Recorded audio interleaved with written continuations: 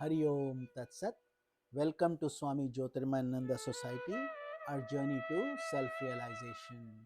Please subscribe for the mystical meanings and to enjoy daily satsang. We are currently exploring the book Yoga Essays for Self Improvement, authored by Swami Jyotirmayananda, narrated by myself, Swami Nikhilananda. We are currently studying the chapter of how to develop contentment. When your mind arouses a sense of jealousy towards those who are more fortunate than you, think of those who are less fortunate. Think of the possibilities and resources that nature has so bounteously gifted you with. So many blessings to count. Gain an insight into the law of karma. Nothing is acquired by senseless cravings. You need to perform your duty without maintaining a restless mind. If you are restless and disbalanced, you will lose sight of what is in harmony with your true spiritual advancement. You will continue to create karmas on the basis of a complexed mind. To be sure, gaining insight into the law of karma does not lead to the reliance on destiny. Rather, it leads to a constant exercise of self effort. You are the architect of your own destiny. Your present circumstances have been fashioned by the actions of your past. But you have the freedom to alter them or intensify them according to your present need. If you are unable to alter them, it is because your past effort was more intense than your present effort.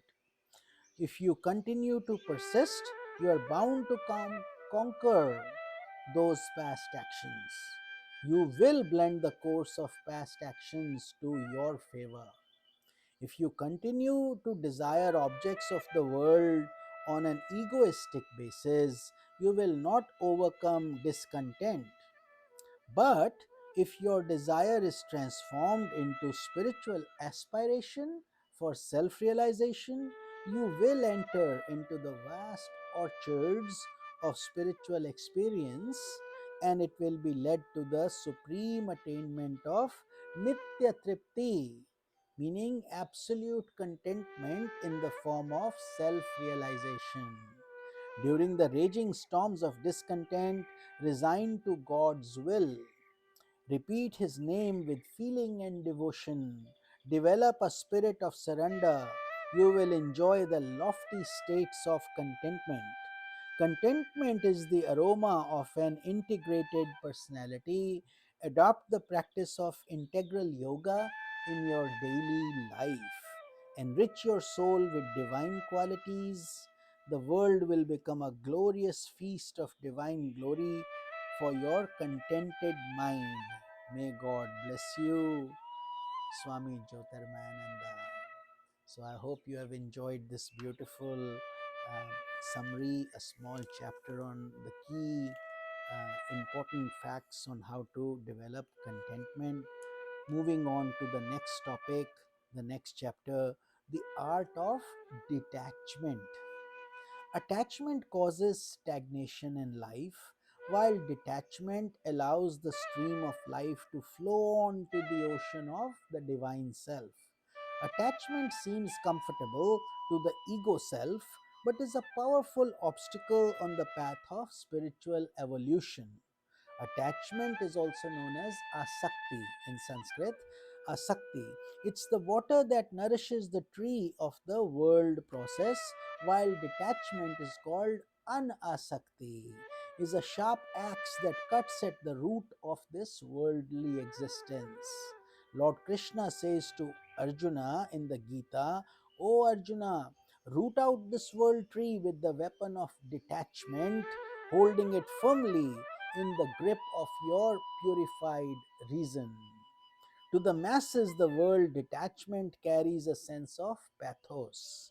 An immature aspirant often sighs at the thought of detaching himself from loving friends, from pleasant objects, and from all that has been so familiar and comfortable. At other times, he is eager to practice detachment by turning away from his friends and relatives and becoming indifferent to all his practical duties in daily life.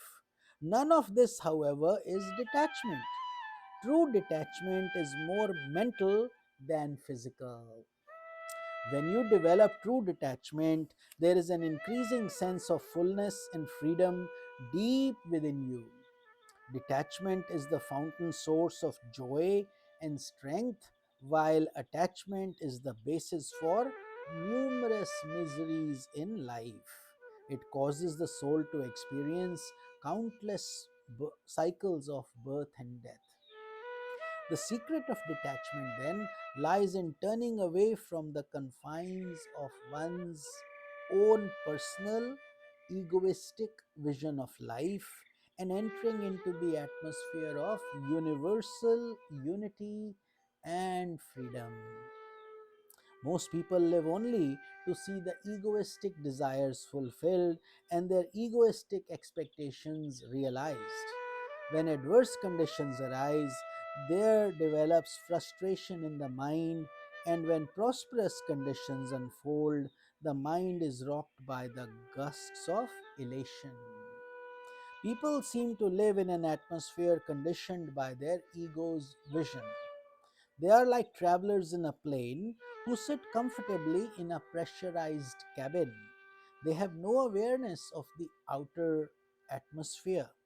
But when a swan flies, it feels the gusty winds blowing against its soaring wings and it enjoys a unique form of freedom. An aspirant is like a swan who learns to fly in the atmosphere of cosmic will without staying constantly confined to the egoistic visions of life.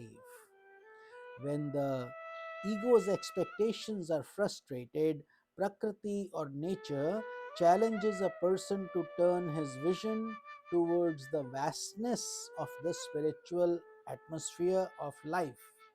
But due to spiritual lack of spiritual knowledge, he is shaken by that bitter development instead. Even unexpected pleasant conditions shake him with elation. A spiritual aspirant gains an insight into the fact that the objects of the world, which seem to be the basis of joy to the egoistic vision, are really illusory. The very predicament of existing within the confines of the ego is like living in a prison cell. He learns that rising above his ego is not a threat to his real happiness, but rather it is the secret of all his success, prosperity, and harmony in human relationships and true glory. The art of detachment becomes simple when the mind is lit up with the light of knowledge. And in spite of its utter simplicity, detachment is profound in its implications and consequences. Pouring water at the roots of a tree is a simple process, but the growth of the tree, the blooming of its flowers, and ripening of its fruits, all these are the effects of this simple activity. Much in the same way, if you practice detachment, you are allowing the tree of life to grow, to be decked with the flowers of spiritual values such as serenity, control of senses, faith, cosmic love, truthfulness, purity, and non-violence. Later, the tree will also bear the fruits of spiritual vision that yield the nectar of immortality. Here are the simple methods that an aspirant must practice in his daily life. Adopt and adjust to the varying conditions of life. Always a very good approach. Adapt and adjust as needed. Do not waste time complaining about the undesirable aspects of your present conditions. You must learn to surrender your will to the divine will and thus understand a deeper meaning behind the happenings of the world. However, you should not commit the error of ignoring the practical insight that God has gifted you with. While using your insight and expecting things to happen in your favor at the level of your ego, you must be ever ready to resign to the divine will operating through this universe. Neither sink in sorrow at a bitter development, nor allow your mind to be elated at prosperity. Maintain a balanced mind in all conditions, whether bitter or sweet. Be balanced in gain and loss, praise and censure, and in all the pairs of opposites which abound in human life. Study the Vedantic scriptures such as the Gita, the Upanishads, and Yoga Vasishtha. Read the works of sages and saints. Listen to the teachings that proceed from your Guru and reflect on them. Inquire, who am I? And enter into the profundities of meditation. When your vision is cleansed of its illusion by the waters of Samadhi, it will shine with the light of detachment. With this, we conclude our satsang for today, and we will continue this art of detachment in tomorrow's satsang. And I will see you then. Hari Om Tat Sat.